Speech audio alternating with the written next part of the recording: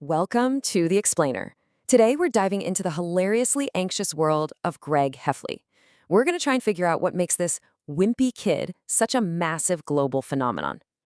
Okay, so right from the very first page, Greg lays down the law. And honestly, to get Greg Heffley, you have to get his terminology right because for him, everything, and I mean everything, is about perception. Yeah, he's not writing down his deepest, darkest secrets for some kind of, self-reflection. Nope. He is absolutely terrified that the wrong book cover could completely ruin his social life. The idea of some bully catching him with something that says diary on it, it's his worst nightmare. And that right there, that tells you pretty much all you need to know about what drives him. Pure, unadulterated survival. Okay, so what is this social life he's so desperate to protect? Let's be real, for Greg, middle school isn't really school. It's a battlefield, a chaotic, unpredictable battlefield. And this quote, this is pretty much his core belief. It's his thesis statement on life. He sees middle school as this totally dumb idea, where kids who haven't had their growth spurt yet get thrown in with, and I'm quoting here, gorillas who need to shave twice a day. In his mind, it is an absolute recipe for disaster. And this picture right here from his journal shows you exactly what he means. This isn't just some random doodle, okay?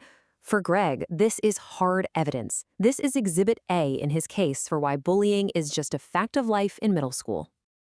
But see, Greg isn't just a complainer. He's an innovator. He's got a solution, of course, and it shows off his unique, if maybe slightly flawed logic for how the world should work. It's a classic Greg idea. Simple, definitely self-serving, and with absolutely no thought given to the chaos it would cause. The danger is literally everywhere. I mean, think about this. He sees choosing where to sit on the very first day as this massive, high-stakes decision. You make one wrong move, pick the wrong seat, and bam, you could be stuck with the wrong people for the entire year. The pressure is just relentless. All right, so if middle school is a battlefield, what's the prize? Popularity, of course. And Greg spends a ton of time trying to figure out the secret, unwritten rules of the game. And he's noticed that the rules have changed drastically. Back in elementary school, things were simple. It was all about one thing, being the fastest runner. But middle school? Oh, it's a whole different ballgame. Now it's this super complicated mess of stuff like what clothes you wear, how rich your family is, and your looks. The game got way more complex, and frankly, a lot more unfair in his eyes. And what really, really drives him crazy is the hypocrisy of it all. He sees guys like Bryce Anderson, the most popular kid, who used to think girls were, and I quote, stinky poos. Now, suddenly they're popular. Meanwhile, Greg feels like he gets absolutely no credit for having, in his words, always been into girls. To him, it's a massive injustice.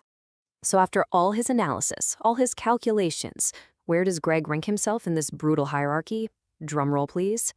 52nd. Not bad, but not great. But hey, he's optimistic.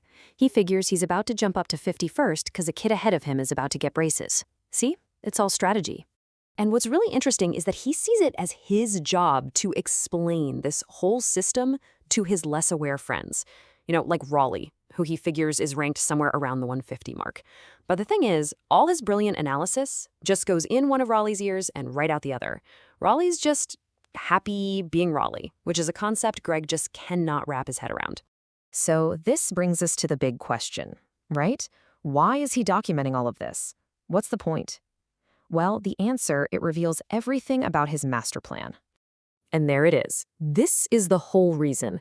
This journal isn't some deep introspective exercise. It's a pre-written memoir for his future super famous life. He's not trying to understand himself. He's just trying to save himself some time answering stupid questions when he's a celebrity. Seriously, he has this crystal clear vision in his head. He's picturing himself at press conferences, reporters yelling his name, and he just hands them this book. This journal is the key. It's his future, sorted. And that grand plan? That's the lens he sees everything through. It totally explains his cynical, often hilarious, commentary on everything. He's not really stuck in middle school with his classmates. He's stuck in middle school with a bunch of morons who are just extras in the movie of his life. All right, let's zoom out for a second. Why do we love this character so much? What is it about this wimpy kid's wisdom that makes us all relate? So, let's put it all together. What we've got here is a character who sees middle school as this totally unfair social battle. He is obsessed, absolutely obsessed with the rules of popularity.